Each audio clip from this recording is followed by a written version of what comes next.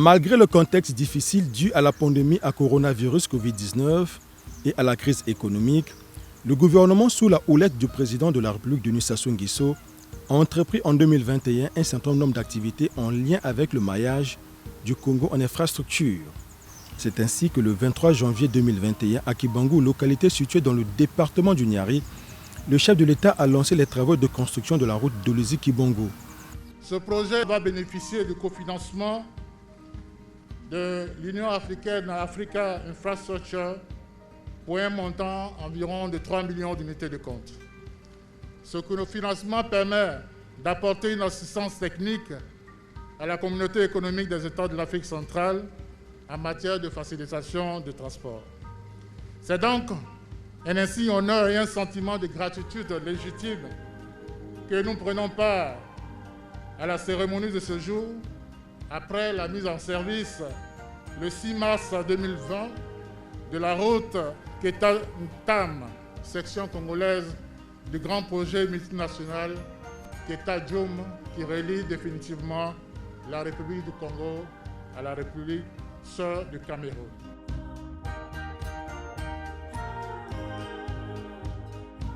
Dans l'optique d'offrir à la jeunesse congolaise un cadre d'apprentissage en harmonie avec la nouvelle donne mondiale, le président de la République a inauguré le 5 février 2021 l'université Denis Sassou Nguesso de Kintélé en présence des chefs d'État du Sénégal, de la Guinée-Bissau et du Niger d'alors.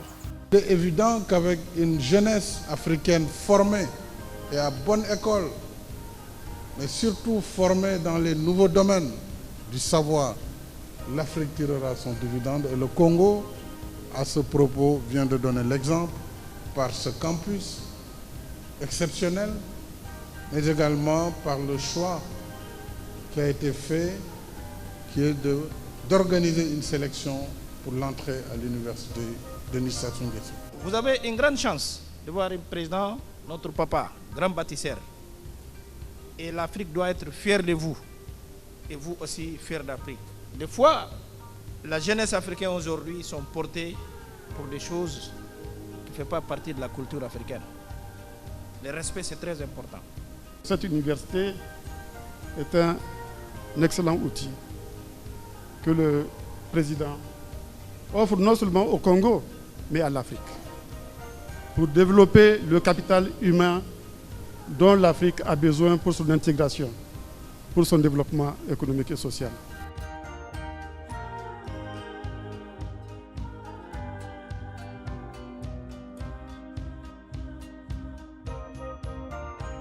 Le désenclavement de l'arrière-pays passe aussi par la dotation des villes en énergie pérenne, d'où le lancement le 13 février à Lekana dans le département des Plateaux de la ligne électrique Djambala-Lekana.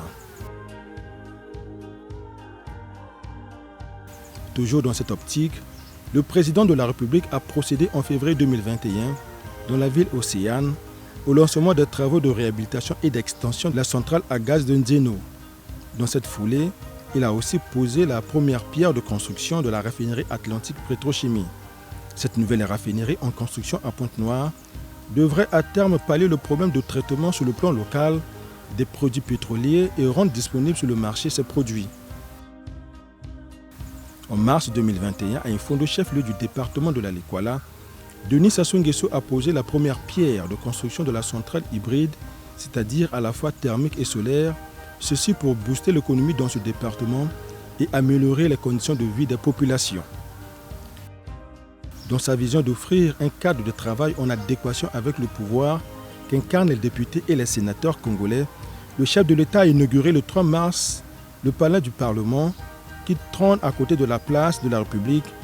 C'est un bâtiment R+3, subdivisé en 3 zones pour distinguer clairement les aires consacrées à l'Assemblée nationale, au Sénat et celles communes aux 2 chambres.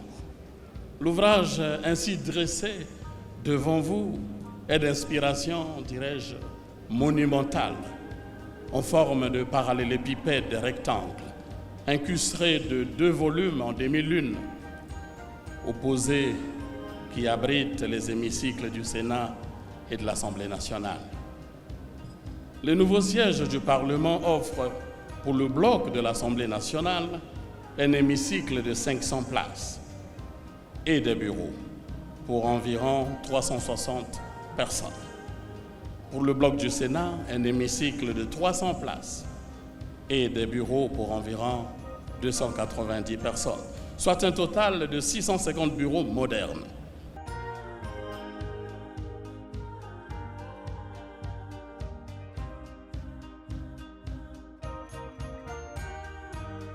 Le 15 décembre 2021, le président de la République a mis à la disposition de ses concitoyens l'hôpital général de Kombo-Matari dans le 9e arrondissement d'Iri.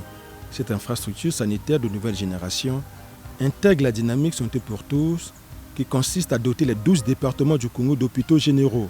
C'est une joie immense ici à Djiri parce que vous voyez, tout l'arrondissement 9 Djiri n'avait pas d'hôpital. Donc lorsque vous avez un cas, il fallait se rabattre seulement au CHU. Or, même pour une petite maladie, vous allez traverser tout Djiri pour se rendre au CHU et parfois le malheur peut arriver. Et je remercie son Excellence Denis Sassou Nguesso parce qu'il vient de concrétiser ce qu'il avait dit. Merci vraiment au président, merci, on dit beaucoup parce qu'on a beaucoup attendu. On est là, très contente pour cette ouverture. On n'a jamais eu un hôpital comme ça là en Combo, donc aujourd'hui nous sommes vraiment dans la joie.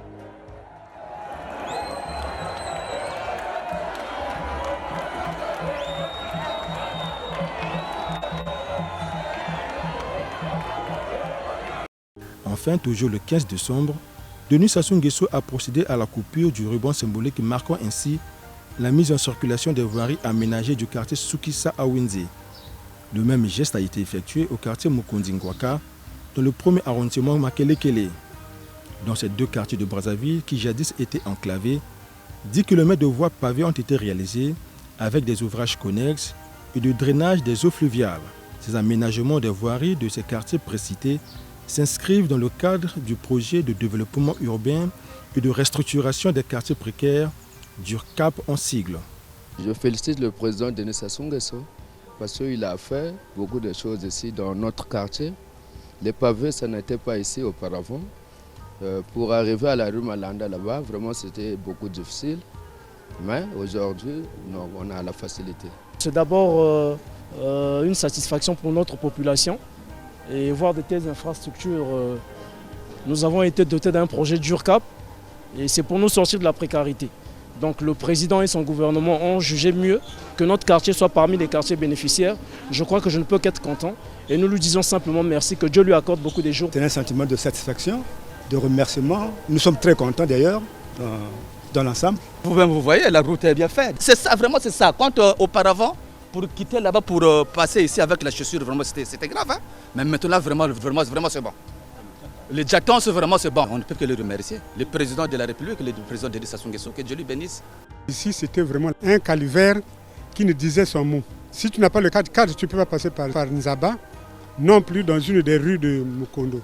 C'était très difficile. Aujourd'hui, nous sommes vraiment très satisfaits du travail qui est fait. Nous sommes demeurés très longtemps dans un quartier précaire, comme on l'a dit, on l'appelait quartier précaire.